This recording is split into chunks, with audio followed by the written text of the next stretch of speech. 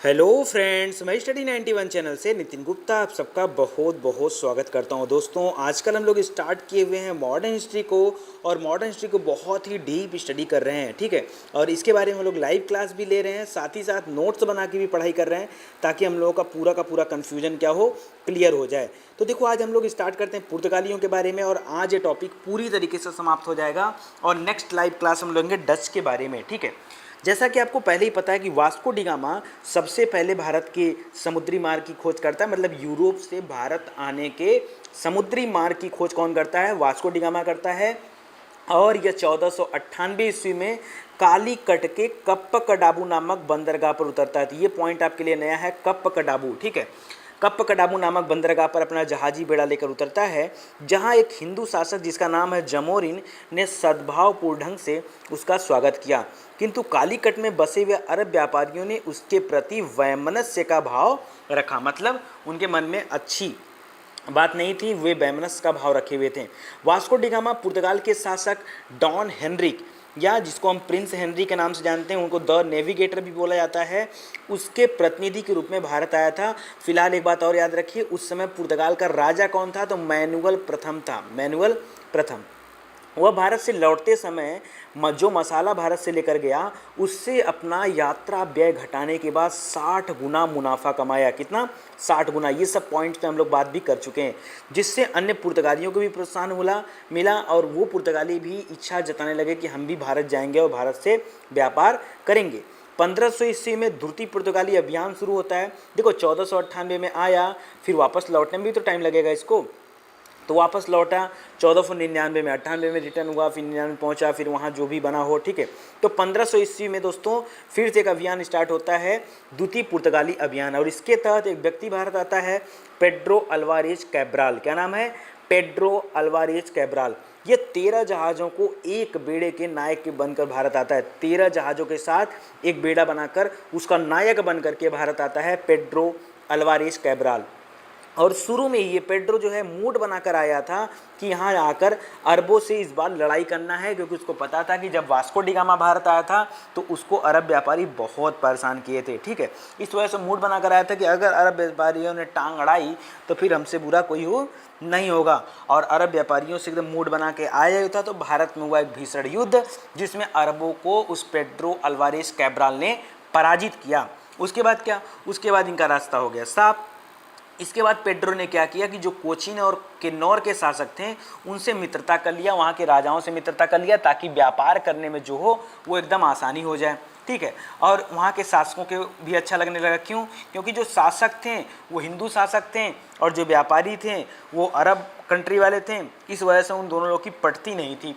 अभी कोई तीसरी शक्ति आ चुकी थी, तो उनको काफ़ी अच्छा लग रहा था।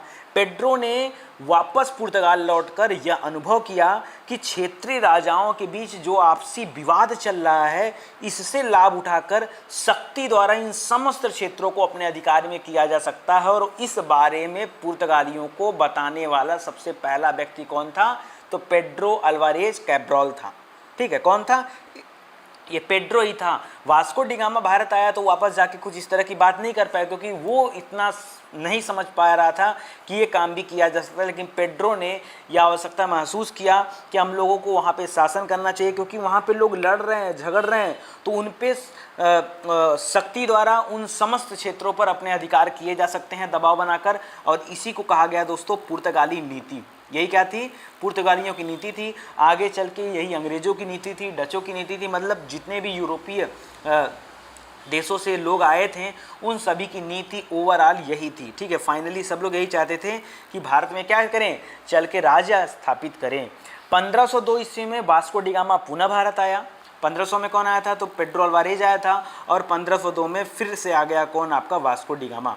ठीक है, और दूसरी बार आया। तीसरी बार भारत आया था वास्को डी गामा 1524 में, वायसराय बनाकर भेजा गया था, लेकिन संजोग से इसकी मृत्यु हो गई और अंततः कोचिंग में जो है इसको दफना दिया गया। ठीक है, तो याद रखिए वास्को डी गामा कुल कितने बार आया था? तो भारत आया था 3 बार, और तीसरी बार में उसकी मृत्यु हो गई थी। अच्छा दोस्तों, 1502 के बाद 1503 और 5 की बात करें तो 1503 में कोचीन में और 1505 में कुन्नूर में एक फैक्ट्री लगाई थी पुर्तगालियों ने। कब? 3-5 में। मैंने बताया था कि 3-5 याद कर लो, 3-5 में फैक्ट्री लगी थी। ठीक है, तो 1503 और 1505 में कुन्नूर में और कोचीन में फैक्ट्री लगाई गई, ठीक है। और इस फैक्ट्री को लगाने में किसका हाथ था, तो अल्बुकर्क का हाथ था।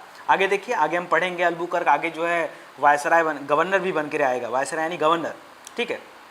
अब पुर्तगालियों ने अपने व्यापार को बढ़ाने तथा एकाधिकार लाने के लिए 1505 ईस्वी में एक नीति बनाई, जिसके तहत 3 वर्ष के लिए गवर्नर को नियुक्त किया गया। और उस समय गवर्नर बन के कौन आता है, फ्रांसिस्को डी अल्मेड़ा। ये पुर्तगालियों द्वारा नियुक्त भारत का पहला गवर्नर था। 1505 से लेकर 1509 तक जो है इसका शासन रहा।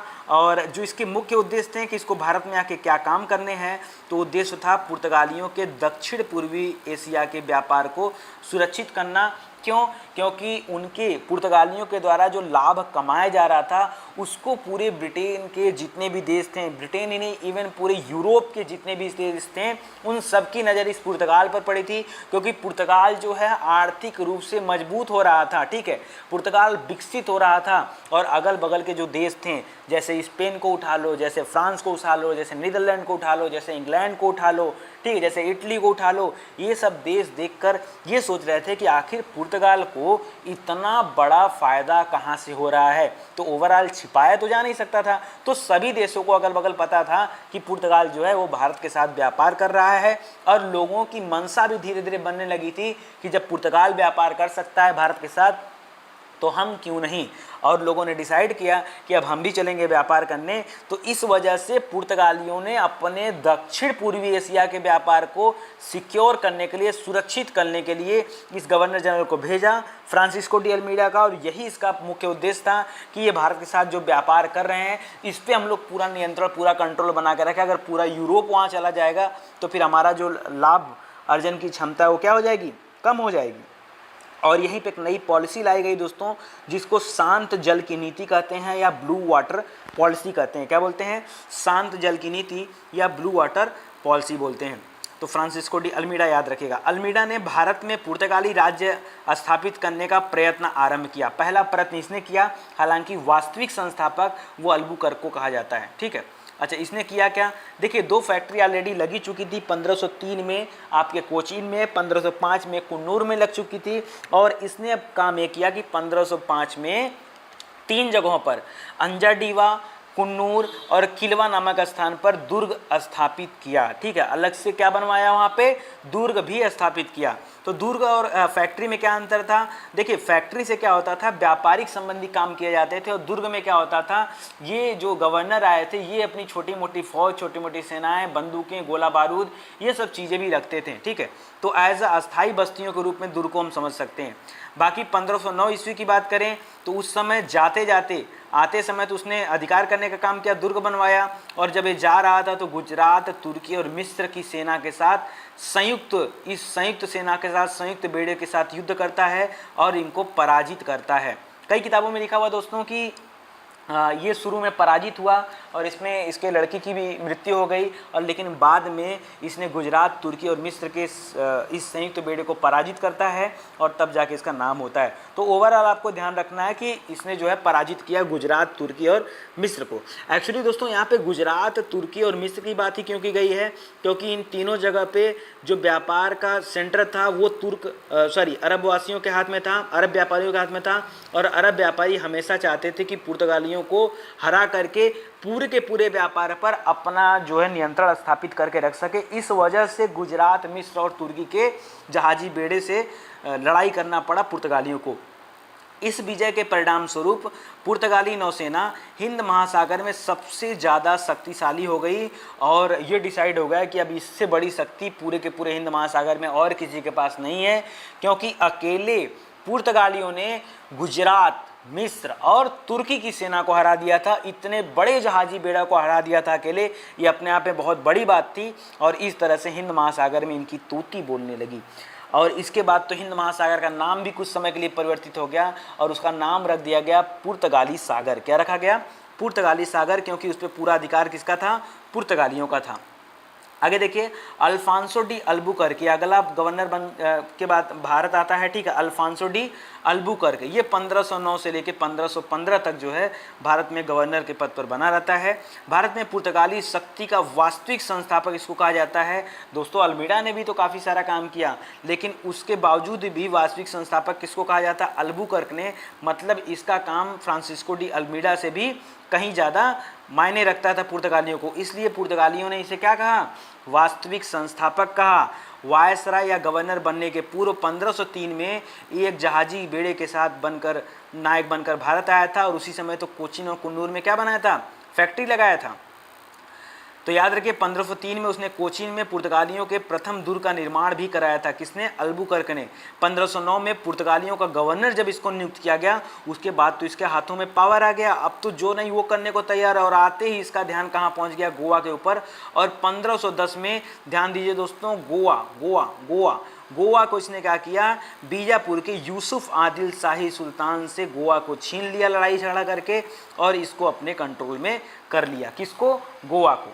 ठीक है, अभी तक क्या थे? पुर्तगाली व्यापारिक दृष्टि से आए थे, अब जो है ये हस्तक्षेप करने की दृष्टि से आ गए हैं। और पहला हस्तक्षेप होता है गोवा पर। पश्चिमी समुद्र तट पर उसकी तूती बोलने लगी थी। क्यों? क्योंकि ऑलरेडी जो अल्मीडा था उसने जो है हिंद महासागर को पुर्तगाली सागर में तब्दील कर दिया था, और उसकी जो नौसेना थी वो काफ़ी बड़ी नौसेना हो चुकी थी। उतनी शक्तिशाली नौसेना और किसी के पास नहीं थी। तो ऑलरेडी पूरा पश्चिमी जो समुद्र तट है, मतलब गुजरात से लेकर नीचे आप कर्नाटक, केरल, तमिलनाडु तक देख लो, ये पूरे के पूरे तट पर सिर्फ और सिर्फ कौन छाए थे? पुर्तगाली छाए हुए थे। 1511 में इसका फोकस गया मलक्का पे। मलक्का के बारे में हम लोग पिछले चैप्टर में पढ़े थे, मैंने आपको बताया था ये एक अंतर्राष्ट्रीय बंदरगाह के रूप में फेमस था। ठीक है, वर्ल्ड वाइड कई देशों के साथ यहाँ से व्यापार किए जाते थे, तो इसका फोकस पड़ा इस मलक्का के ऊपर कि हम लोग क्या करेंगे? मलक्का को कंट्रोल में करेंगे, और उसके बाद पूरा व्यापार ही हमारे कंट्रोल में आ जाएगा। और 1511 में दोस्तों मलक्का के ऊपर कंट्रोल कर लेता है। तो कैसे याद रखोगे? 1 और 1 11, तो 1 और 11 मतलब ये हो गया 11 मतलब 11। और पहले नंबर पे हिंदी में कौन शब्द आता है? क। दूसरे नंबर पे भी मतलब यहाँ दूसरा भी क है, तो क से क याद रखिए। 1 से 1 याद रखिए, मलक्का 1511 पूछता है एग्जाम में। और 1515 में जब वापस लौटता है, तो वापस लौटने से पहले ही फारस की खाड़ी में जो स्थित स्थान है होर्मुज बंदरगाह, मोस्ट इंपॉर्टेंट बंदरगाह था, उस पर भी अधिकार कर लेता है, ताकि अरबों के द्वारा किए जाने वाले व्यापार में ये बाधा बना रहे। ठीक है, ये बाधा बना रहे, उनको व्यापार ना करने दे, और पूरी की पूरी जो व्यापार का नियंत्रण है वो किसके हाथों में आ जाए? तो पुर्तगालियों के हाथों में आ जाए। होर्मुज बंदरगाह पर अधिकार कर लिया। तो याद रखना, एक तरफ मलक्का, एक तरफ होर्मुज, ये दो सबसे प्रसिद्ध बंदरगाह थे, ये इनके हाथ में आ गए। इसके बाद तो पुर्तगालियों की पूछो मत। ठीक है, और जो इसका सबसे बड़ा उद्देश्य था वो मैं आपको बता दूं, वो तो अभी तक मैं डिस्कस नहीं किया। जो अस्थाई सबसे बड़ा उद्देश्य था कि जो अस्थाई पुर्तगाली आबादी हैं उनको बसाने की दृष्टि से स्वदेशवासियों को भारतीय महिलाओं से विवाह करने के लिए इसने प्रोत्साहित किया। क्योंकि जो पुर्तगाली व्यक्ति थे उनको समझाया बुझाया कि आप भारत आओ, भारत की महिलाओं से जो है विवाह करो, ताकि भारत के अस्थाई निवासी बन जाओ। समझ में आ रहा आपको? ठीक है, तो ये काम करने के लिए प्रोत्साहित किया। मतलब उसके दिमाग में था कि हमको अब यहीं रहना है, भारत छोड़ के जाना नहीं है। उसने अपने क्षेत्र में सती प्रथा भी बंद करा दिया। हालांकि सती प्रथा एक बुरी प्रथा थी, लेकिन इसको बंद कराने के पीछे इसका सबसे बड़ा उद्देश्य था कि जो औरतें मरने जा रही हैं, कम से कम वो औरतें एक पुर्तगाली के साथ विवाह करके उनको भारत का अस्थायी नागरिक बना सकती हैं। इसलिए इसने जो है सती प्रथा को बंद कराएं। लेकिन उसके इस काम की वजह से उसको राजा राम मोहन राय जी का पुरोगामी माना जाता है, क्योंकि सती प्रथा को बंद कराने में सबसे बड़ा योगदान जो है वो किस व्यक्ति का है भारत में? राजा राम मोहन राय को। और राजा राम मोहन राय जी ने इसके लिए जो है कानून भी बनाए। ठीक है, कानून बनाने में सबसे बड़ा मदद किया किसने? राजा राम मोहन राय जी ने। इन सब कामों को देख करके अल्बुकर्क को भारत में पुर्तगाली शक्ति का वास्तविक संस्थापक घोषित कर दिया गया। अच्छा, अल्मीडा और अल्बुकर्क को छोड़ के अगर हम आगे बढ़ें, ठीक है, तो हमको तीसरे नंबर पे कौन मिलता है?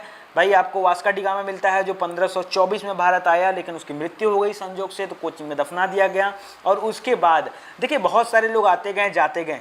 हमारा फोकस इस बात पे है कि इम्पोर्टेंट क्या है। तो इम्पोर्टेंट में अगर हम पढ़ें तो नीनो डी कुन्हा, ये 1529 से लेकर 38 तक एक लंबे समय तक जो है भारत का गवर्नर बना रहा, नीनो डी कुन्हा। अब देखिए ये क्या करता है, अल्बुकर्क के बाद दूसरा सबसे महत्वपूर्ण पुर्तगाली गवर्नर कौन था? तो नीनो डी कुन्हा था। कौन था? Nuno de Cunha.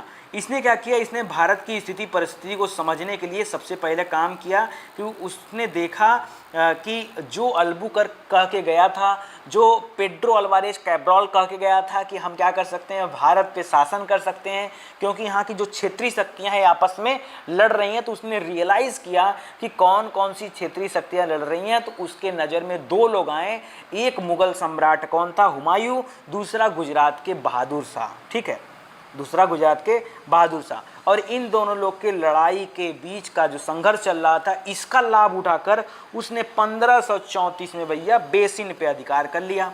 एक तरफ ये लोग अपने में लड़कट मर रहे थे, दूसरे तरफ पुर्तगालियों ने क्या कर लिया, बेसिन पर अधिकार कर लिया। और क्योंकि एक दूसरे को नीचा दिखाने में लगे थे तो इनको बेसिन से क्या लेना देना था। और इतना ही नहीं, इसने 1535 में धीरे धीरे बढ़कर दीव पर भी अधिकार कर लिया। अभी भी दमन पे अधिकार नहीं हुआ था, दमन पे बाद में अधिकार करेगा। दीव पर अधिकार कर लिया 1535 में, याद रखिए 34 में बेसिन, 35 में दीव। इसके बाद 1530 में सबसे पहले जब ये आया था, 29 में आया था, 30 में आते ही इसने क्या किया था कि कुन्हा ने शासन का जो मुख्य केंद्र था वो कोचीन से उठाकर कहाँ शिफ्ट कर दिया, गोवा शिफ्ट कर दिया था, ठीक है।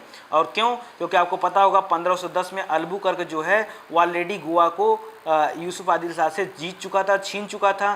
तो अब क्या करता है 1530 में, यानी 20 साल के बाद, अरे 10 में कब्जा किया था, 20 साल के बाद यानी 1530 में दोस्तों गोवा पुर्तगालियों का मुख्य केंद्र बन जाता है। और ये लंबे समय तक बना रहता है, सबसे आखिरी समय तक बना रहता है। 1538 में गार्सिया द नरोना एक नया गवर्नर जनरल बनकर भारत आता है। देखो नीनो डी कुन्ना का वही दो काम था, एक तो उठा के शिफ्ट करना, ठीक है, गोवा में पूरा कंट्रोल रखना 1530 में, और 34-35 की बात आती है तो 34 में बेसिन पर, 35 में दीव पर, दमन पर नहीं दीव पर अधिकार करता है, ठीक है। और इसके बाद है गार्सियो द नारोना, यह एक अन्य महत्वपूर्ण गवर्नर था जो 1538 में बना, यानी नीनो डी कुन्ना के जस्ट बाद कौन आया, गार्सिया द नरोना। और उसने बहुत बड़ी विजय हासिल की। उसने क्या किया, उसने दमन पर अधिकार किया, सालसेट द्वीप पर अधिकार किया, सालसेट द्वीप पर ही दोस्तों मुंबई है, ठीक है, चौल पर अधिकार किया, जो पुरानी मुंबई थी उस पर अधिकार किया, सेंट थॉमस या सेंट टॉमस पर अधिकार किया, मद्रास पर अधिकार किया, हुगली तक चला गया। और हुगली कहाँ पड़ता है, हुगली पड़ता है भाई पश्चिम बंगाल में, यानी वो दक्षिण भारत से बढ़ता बढ़ता पश्चिमी भारत की तरफ गया और उसके बाद कहाँ पहुँच गया, पूर्वी भारत तक गया। और इन सभी जगहों पर अपना केंद्र बनाया। याद रखिए दोस्तों, अपना केंद्र बनाया है, पूरा नियंत्रण नहीं इसके हाथ में, सिर्फ और सिर्फ अपना ब्रांच ऑफिस खोला, ऐसे समझ लो आप लोग, ठीक है। तो अपना केंद्र बना लिया। तो आप वाकई एक बहुत बड़ी विजय थी इसके लिए, क्योंकि इसके पहले गार्सियो दी नरोना के पहले कोई भी ऐसा गवर्नर नहीं था जो इतना बड़ा विजय हासिल किया। लेकिन एक योगदान सभी का था। कैसे योगदान सभी का था, तो इसके किसी अकेले के द्वारा जो है इस पुर्तगालियों की शक्ति स्थापित नहीं हुई थी। उसमें बहुत बड़ा हाथ अल्मेड़ा का भी था और इसके अलावा आपका अल्बुकर्क का भी था, नीनो डी कुन्ना का भी था, तो इन सभी का हाथ भी था। उसने श्रीलंका के भी अधिकांश भागों पर अपना आधिपत्य जमा लिया। याद रखिए श्रीलंका को उस समय तक सिलोन कहा जाता था। क्या बोलते थे, सिलोन। श्रीलंका तो बाद में नाम पड़ा है। 1559 में दमन पर पूरी तरीके से अधिकार कर लिया, ठीक है। दीव पर पहले ही हो चुका था। दीव पर कब हुआ था तो आपको पता होगा 1535 में हुआ था, याद आया। और दमन पर कब हुआ तो 1559 में, ठीक है। 1559 में दमन पर पूरी तरह से कंट्रोल कर लिया। इस समय तक अगर पुर्तगालियों की बात करूं दोस्तों, तो पुर्तगालियों के पास लगभग 50 से अधिक दुर्ग थे जहां पर अपनी सैनिक गतिविधियां करते थे, और 100 से अधिक जहाजी बेड़ा थे। इस वजह से कोई भी शासक इनसे लड़ने की जरूरत नहीं कर पा रहा था। इतना कुछ होते हुए भी ये लंबे समय तक अपने साम्राज्य की रक्षा न कर सके। तो सबसे बड़ा पॉइंट यही आता है कि इतना सब कुछ होते हुए भी, इतनी रणनीति बनाने के बावजूद भी ये लंबे समय तक अपने जो है राज्य की रक्षा न कर सके। तो हुआ क्या इनके साथ, 1580 आते आते तक में इनकी हालत ख़राब हो गई। अब आप कहोगे सब कैसे हालत ख़राब हो गई, देखो भ्रष्टाचार एक ऐसा चीज़ है, भ्रष्टाचार, कुप्रशासन, ये एक ऐसी चीज़ है कि अगर किसी गलत व्यक्ति के हाथ में आ जाए तो पतन होने में समय नहीं लगता है। तो वही हुआ इसके साथ।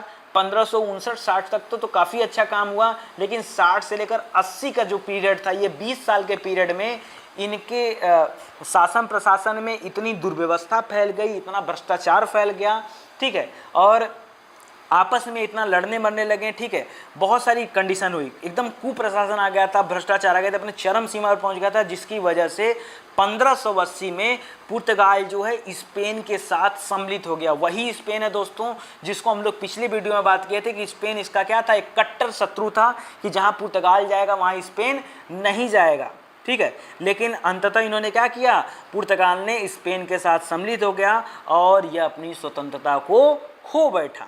और फिर क्या, फिर हुआ हार का सिलसिला स्टार्ट हुआ। और 1596 में, 80 में तो ये काम हुआ, 1596 में एंट्री मारी डचों ने।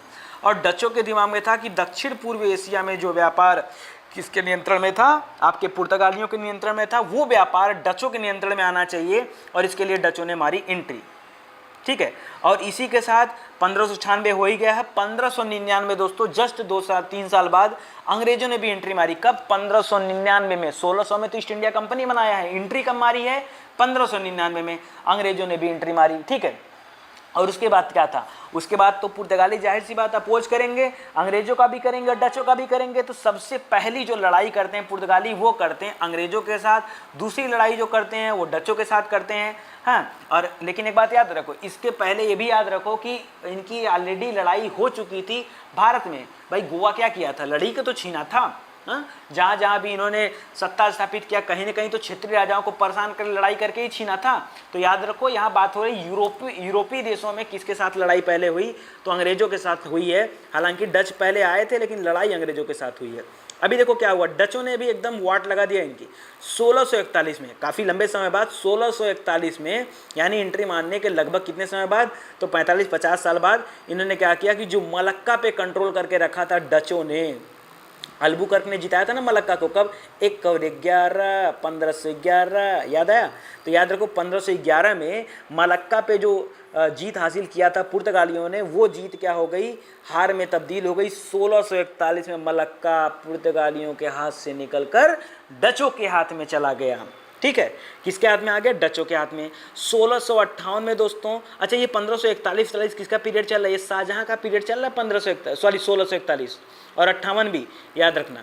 तो याद रखना, श्रीलंका पे जो अधिकार हुआ था वो भी डचों ने छीन लिया 1663, ठीक है। 1663 किसका समय आ चुका है, औरंगजेब का आ चुका है। 1663 में मालाबार के सभी दुर्गों को जीत लिया है, किसने, डचों ने। ये सब काम डचों ने करता चला गया। डच क्या किए, एकदम वाट लगा के रख दिए हैं। इतना ही नहीं, अंग्रेज जो थे ये पहले ही 1612 में अंग्रेजों का देखो, एक दो फेमस बंदरगाह था, मैंने आपको बताया था। एक 1511 में अल्बुकर्क ने जीता, किसको किसको किसको किसको जल्दी बताओ, किसको जीता, मलक्का को। अब 1515 में किसको जीता था, होर्मुज को, है कि नहीं, होर्मुज वही फारस खाड़ी वाला होर्मुज को। तो मलक्का को कंट्रोल किया डचों ने और होर्मुज को कंट्रोल किया अंग्रेजों ने। इसके पहले याद रखना, 1622 में पुर्तगालियों को पराजित करके सूरत में सबसे पहली फैक्ट्री स्थापित कौन करता है, तो अंग्रेजों ने स्थापित किया सूरत में पहली फैक्ट्री। पढ़ेंगे, फिलहाल अंग्रेजों के बारे में पढ़ेंगे तो बताऊंगा, पहली फैक्ट्री, दूसरी फैक्ट्री, तीसरी फैक्ट्री सब पढ़ाऊंगा, ठीक है, तो याद रखिएगा। इसके बाद दे रहा है 1622 में होर्मुज पर अधिकार कर लिया अंग्रेजों ने, और इस पर अधिकार करने के लिए अंग्रेजों ने सहायता किससे लिया, तो फारसियों से सहायता लिया। और उसके बाद पुर्तगालियों को परास्त किया। परास्त किसको किया है, पुर्तगालियों को परास्त किया और होर्मुज पर कंट्रोल कर लिया 1622 में अंग्रेजों ने। समय बीतने के साथ साथ मुगलों और मराठों ने भी पुर्तगालियों का विरोध किया। उन्होंने भी छोड़ा थोड़े नहीं, उन्होंने भी विरोध किया। तो पुर्तगालियों की तो वाट लगी पड़ी थी, 4 दिशाएं, 4 लोग, एक तरफ से अंग्रेज टांग खींच रहे हैं, दूसरी तरफ से डच खींच रहे हैं, तीसरी तरफ से मुगल खींच रहे हैं, चौथी तरफ से मराठे खींच रहे हैं। बाप रे बाप, ऐसे में क्या हो जाएंगे, इनके चीथड़े उड़ जाएंगे। हुआ भी यही, इनके चीथड़े हो गए।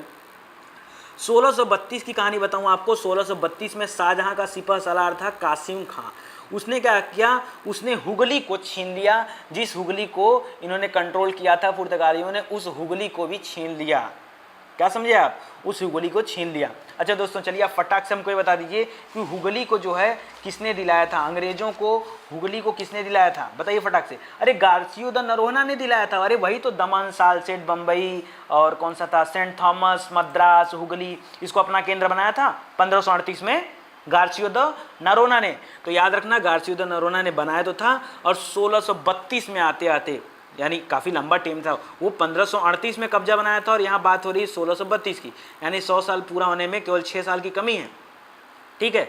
6 साल यानी 94 सालों तक वहाँ पे कंट्रोल करके रखा किसने? पुर्तगालियों ने। इस 94 साल में पता है क्या किया? शुरू में तो वहाँ हुगली केंद्र बना था, लेकिन अंतिम समय में हुगली डाकुओं का केंद्र बन गया। क्या हो गया? डकैती का केंद्र। पूर्व में जितने भी व्यापार होते थे सभी व्यापारों का लूटपाट कर लेते थे पुर्तगाली, और इस बात से नाराज होकर शाहजहां ने किसको भेजा? अपने सिपह सालार कासिम खां को भेजा कि पुर्तगालियों को मार मार के दौड़ा दौड़ा के मारो और यहाँ से क्या करो? बाहर निकाल दो। ठीक है। और इसके बाद हुगली क्या किया गया? पुर्तगालियों से छीन लगाया गया। इस तरह से हुगली जो है आज़ाद हो गया। 1639 की बात करें, ठीक है, तो मराठों ने जो सालसेट और बेसिन द्वीप था, बेसिन के बाद जो द्वीप था उसको छीन लिया। वो उसी बेसिन की बात कर रहा हूँ जो 1534 में कब्जा किया गया था। किसके द्वारा? तो याद रखो, नीनो डी कुन्ना ने हुमायूं और गुजरात के बहादुर शाह के बीच की जो संघर्ष था उसको लाभ उठाकर 34 में बेसिन और 35 में दीव पर अधिकार किया था। मैं उसी बेसिन की बात कर रहा हूँ। तो उस बेसिन और सालसेट को मराठों ने छुड़ा लिया, आज़ाद करा लिया। कब? 1639 में। कब? 1639, यानी 100 साल तक बेसिन जो था वो पुर्तगालियों के अधीन बना रहा, 100 साल से अधिक समय तक। अरे भाई 1534 में बना था, 1539 में छुड़ाया। हाँ, तो 100 साल से अधिक समय तक बेसिन जो था वो किसके अधीन था? पुर्तगालियों के अधीन था। और उसके बाद छीन लिया मराठों ने। आप कहोगे मराठों ने क्यों छीना? क्योंकि मराठों का बेल्ट ही कौन सा? महाराष्ट्र का बेल्ट है, तो महाराष्ट्र में तो काम करेंगे। अब ध्यान दीजिए कि 1661 में तत्कालीन ब्रिटिश सम्राट चार्ल्स द्वितीय द्वारा पुर्तगाली राजकुमारी कैथरीन मेवो का विवाह करा दिया गया। ये सब क्यों हुआ? तो अब चाल चला पुर्तगालियों ने कि हमारी कंडीशन हो रही है खराब, अगर हम अंग्रेजों के साथ कोऑपरेट नहीं किए, उनके साथ कोऑर्डिनेशन नहीं बैठाएं, तो हमारा पत्ता हो जाएगा साफ। ठीक है। इसके लिए पुर्तगालियों ने क्या किया? ऑफर किया। किसको? अंग्रेजों को ऑफर किया कि आप अपने सम्राट का विवाह हमारी राजकुमारी से करा सकते हैं और हम दोनों मिलकर यहाँ राजपाट कर सकते हैं। ठीक है। और इस तरह से ब्रिटिशर्स को भी अच्छा लगा कि ठीक है हम करते हैं। चार्ल्स द्वितीय का विवाह करा दिया गया कैथरीन मेयो से। और इसी समय पुर्तगालियों ने मुंबई द्वीप को दहेज के रूप में दिया था। इनके बाप का माल था जो इन्होंने दे दिया। हाँ, तो समझ लेंगे बाप का ही माल था, है कि नहीं? तो मुंबई को दहेज के रूप में किसे दे दिया? अंग्रेजों को दे दिया। ठीक है। आगे देखो, इसके बाद अब इनको लगा कि अब तो हम शादी विवाह कर ही चुके हैं, अंग्रेज तो बीच में टोकेंगे नहीं, अब हम क्या बन गए हैं? हाई कमान बन गए हैं। और इन्होंने एक खतरनाक पॉलिसी एंट्री मारी, इनकी कार्ड्स आर्मेडा काफिला व्यवस्था। क्या एंट्री मारा? कार्ड्स आर्मेडा काफिला व्यवस्था। यह क्या था? पुर्तगालियों ने हिंद महासागर में होने वाले व्यापार को नियंत्रित करने के लिए, किसको? हिंद महासागर में जो व्यापार चल रहा था, जिसको पहले पुर्तगाली सागर कहा जा रहा था, अब वहाँ से कंट्रोल तो धीरे धीरे खत्म हो चुका था ना। अरे मलक्का भी हाथ से चला गया, बड़े बड़े बंदरगाह भी चले गए, होरमुज भी चला गया, हाँ? है कि नहीं? तो याद रखिए, फिर से पुर्तगाली इस पर कंट्रोल बनाना चाहते थे हिंद महासागर में, और उस हिंद महासागर में होने वाले व्यापार को नियंत्रित करने के लिए उस पर कर लगाने के प्रयास के तहत कौन सी पद्धति आई? कार्ड्स पद्धति आरंभ किया गया। अब आपके दिमाग में आएगा सर ये कार्ड्स पद्धति क्या था? तो मैं आपको बताना चाह रहा हूं कि कार्ड्स का तात्पर्य होता है दोस्तों परमिट। क्या होता है? परमिट। और सभी को ये परमिट लेना अनिवार्य था, चाहे वो अंग्रेज हों, चाहे वो डच हों, चाहे वो कोई भी यूरोपीय कंट्री के लोग हों, या कोई भी अरब यात्री हो, या कोई भी भारतीय राजा हो। इवन यहाँ तक कि अकबर को, मुगल बादशाह अकबर को भी पुर्तगालियों से कार्ड्स लेना पड़ता था, मतलब परमिट लेना पड़ता था व्यापार के लिए। आप समझ रहे हो? तो ये परमिट व्यवस्था सभी के लिए अनिवार्य कर दिया गया था, और बाध्य करने के लिए आर्मेडा की शक्ति थी। पूरा नाम क्या था? कार्ड्स आर्मेडा व्यवस्था। तो कार्ड्स माने था परमिट, और आर्मेडा क्या करता था? इनको कंट्रोल करने का काम करता था कि कौन परमिट ले रहा हो, कौन परमिट नहीं ले रहा है। इस परमिट के बिना कोई भी भारतीय या अरबी जहाज अरब सागर में नहीं जा सकता था। यहाँ तक कि पुर्तगाली अधिकार वाले क्षेत्रों से व्यापार करने के लिए मुगल बादशाह अकबर को भी कार्ड्स लेने की जरूरत पड़ती थी। अगर मैं यहाँ बात करूँ दोस्तों भारतीय अरबी जहाज़ों को, एक पॉइंट का और याद रखिएगा कि दो चीज़ ले जाने की अनुमति एकदम मना थी, वो एकदम रिस्ट्रिक्ट था। क्या क्या? तो एक काली मिर्च और दूसरा गोला बारूद। ये कोई भी व्यक्ति लेकर एक जगह से दूसरे जगह पर नहीं जा सकता है, ठीक है, और इसकी अनुमति नहीं थी। पुर्तगाली स्वयं को सागर का स्वामी मानते थे। क्या मानते थे? वो स्वयं को सागर का स्वामी कहते थे। व्यापार पर नियंत्रण के लिए काफिला व्यवस्था भी थी, ठीक है, जो क्या करती थी? जहाज़ों को समुद्री डाकुओं से रक्षा कराती थी, क्योंकि उस समय लूटपाट का काम बहुत ज़्यादा चलता था। ये काफिला व्यवस्था क्या करता? अगर आप टैक्स ले रहे हो तो सुरक्षा का जिम्मेदारी भी तो लोगे। तो याद रखो, ये समुद्री डाकुओं से रक्षा कराती थी, और इनका काम यह सुनिश्चित करना था कि इनमें से कोई जहाज पुर्तगाली व्यवस्था से बाहर जाकर व्यवसाय न करे। अब बात होती है यार कि इतना अच्छा टेक्निक रखते हुए भी पुर्तगालियों का पतन कैसे हो गया, तो इसके बारे में 2 लाइन बात कर लेते हैं। तो इनकी असफलता का जो मुख्य कारण था वो क्या था? इनका भ्रष्ट प्रशासन, इनका दोषपूर्ण व्यापार प्रणाली, इनकी धार्मिक और वैवाहिक नीति, योग्य शासकों का अभाव, सीमित संसाधन और इसके अलावा स्पेन द्वारा पुर्तगाल का विलय, ये सबसे बड़ा कारण था। और इतना ही नहीं, जो मुगल साम्राज्य अपना विस्तार कर रहे थे कहीं न कहीं वो भी इंटरफेयर करने लगे थे, और इसके अलावा मराठी इंटरफेयर कर रहे थे, डच और अंग्रेज इंटरफेयर कर रहे थे। इन सभी कारणों से इनका पतन हो चला। ठीक है, अब बात आती है यार, आओ पढ़ते हैं पुर्तगालियों के प्रभाव के बारे में कि पुर्तगालियों को क्या प्रभाव पड़े भारत देश में। तो याद रखो, सबसे पहले देश के संसाधनों को दोहन करने वाली व्यापारिक शक्ति कौन थे? तो पुर्तगाली ही थे, जिन्होंने भारत और एशिया दोनों जगहों से क्या किया? संसाधनों का दोहन किया।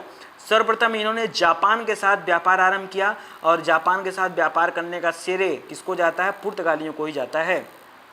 इन्होंने राजनीति की भी शुरुआत की और एशियाई सामुद्रिक गतिविधियों में राजनीति को समाविष्ट किया। ठीक है, शक्ति स्थापना यानी बल प्रयोग के आधार पर, और उनकी इस बल प्रयोग के आधार पर उन्होंने क्या किया? अपने साम्राज्य का विस्तार किया। और उनकी इस गतिविधि का सर्वाधिक शिकार कौन हुए? तो मुसलमान। मुसलमानों से इनकी बड़ी जो है वो था, रुष्ट रहते थे, बड़ा रुष्ट रहते थे। इस वजह से मुसलमानों को सबसे ज़्यादा पुर्तगालियों ने परेशान किया। सबसे ज़्यादा पुर्तगालियों ने सबसे पहले अरबों और तुर्कों के साथ संघर्ष किया। ठीक है, अगर हम अंग्रेजों की बात छोड़ दें तो अरबों और तुर्कों के साथ इनका पहला संघर्ष था।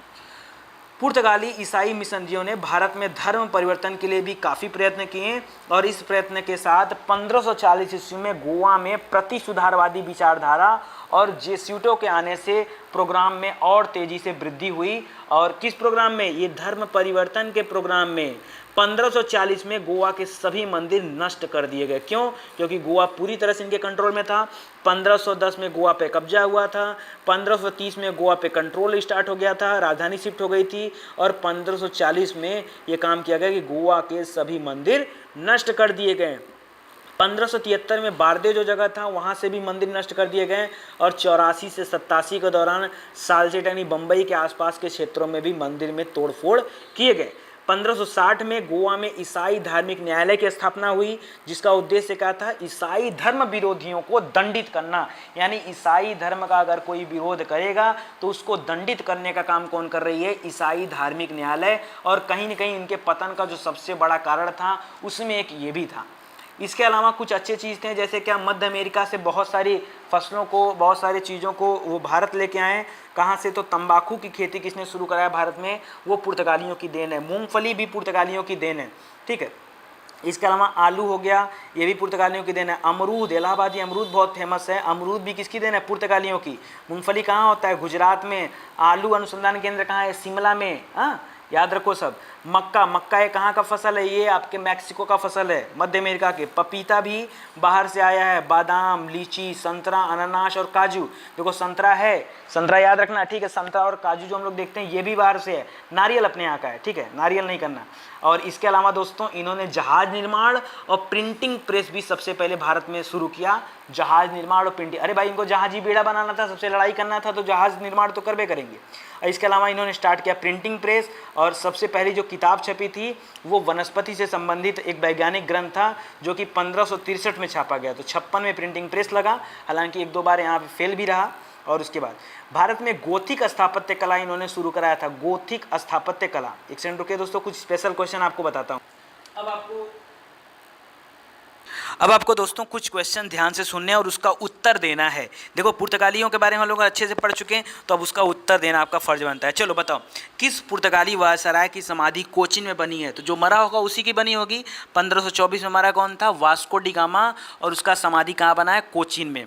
अगला प्रश्न सुनो, किस पुर्तगाली शासक ने 15वीं शताब्दी में समुद्री यात्राओं को संभव बनाने के लिए दिक् सूचक यंत्र, ठीक है, दिक् सूचक यंत्र हमने बताया था कुतुबनुमा, ठीक है, सूचक प्रणाली, तो उसका यंत्र और नक्षत्र यंत्र का आविष्कार एवं उपयोग करवाया था। तो ये डॉन हेनरिक ने करवाया था, जिसको द नेविगेटर कहा जाता है। उसी ने शुरू कराया था ना, याद आया आपको? पढ़ाया था पुर्तगालियों वाले टॉपिक में, पहले वाले पॉइंट में। इसके बाद है पश्चिम बंगाल की हुगली नामक फैक्ट्री की स्थापना किस यूरोपीय शक्तियों के द्वारा किया गया? तो पुर्तगालियों के द्वारा किया गया। और इनको मार के भगाया कौन? तो कासिम खां भगाया। कौन था कासिम खां? ये सिपा सालार था शाहजहां का। ठीक है, चलिए अगला बताइए। पांडिचेरी, जिसको वर्तमान में पुदुचेरी कहते हैं, उस पर कब्जा करने वाली पहली यूरोपीय शक्ति कौन थी? तो सबसे पहले उस पर कब्जा किया पुर्तगालियों ने। दूसरे नंबर पे कौन करेगा? डच। तीसरे नंबर पे कौन करेंगे? अंग्रेज। ठीक है, ये सब याद रखेगा। और अंततः 1814 में पेरिस के संधि के बाद ये पांडिचेरी किसके अधिकार में हो जाएगा? फ्रांस के अधिकार में हो गया। कब? 1814। तो बहुत बात की बात है। अंग्रेज कब अधिकार करते हैं? तो लॉर्ड कॉर्नवालिस के टाइम में अधिकार करते हैं 1793 में। याद रखिएगा, देख लीजिएगा एक बार, यही है शायद। हुगली को बंगाल की खाड़ी में समुद्री लूटपाट के लिए अड्डा किसने बनाया था? तो पुर्तगालियों ने तो बनाया था। तभी तो मैंने बताया कि मुगल बादशाह शाहजहां ने क्या किया था? मार मार के भगा दिया था वहाँ से। अगला बताइए, पुर्तगाली दूत अनंतानियो कैब्राल किसके शासनकाल में भारत आया था? ठीक है, भारत में उस समय किसका शासन था? ये पुर्तगालियों का दूत था। याद रखिए, क्या नाम था? अंतानियो कैब्राल। मैं यहाँ नोट कर दे रहा हूँ, अंतानियो कैब्राल। ठीक है, ये किसके समय में भारत आया था? तो अकबर के टाइम में भारत आया था। ठीक है, ये एक दूत था। क्या था? दूत। ये पॉइंट याद रखिएगा, मोस्ट इंपॉर्टेंट प्रश्न है और हो सकता है कि आपसे एग्जाम में पूछ भी ले। इसके अलावा चलिए अगला प्रश्न बताइए। बोल रहा आपसे, स्पाइस आइलैंड, जिसको मसाला द्वीप बोलते थे, यह उपमा पश्चिमी यूरोपीय देश एवं व्यापारी किस देश को प्रदान करते थे? किसको बोलते थे मसाला द्वीप? अगर भारत ऑप्शन आए तो भारत मत कर दीजिएगा गलती से। दोस्तों, इंडोनेशिया को, इसे ईस्ट इंडीज के नाम से जाना जाता था, उसको मसाला द्वीप कहा जाता था। किसको? इंडोनेशिया को। आप भारत मत करिएगा स्पाइस आइलैंड, क्योंकि हमारा देश कोई आइलैंड नहीं है।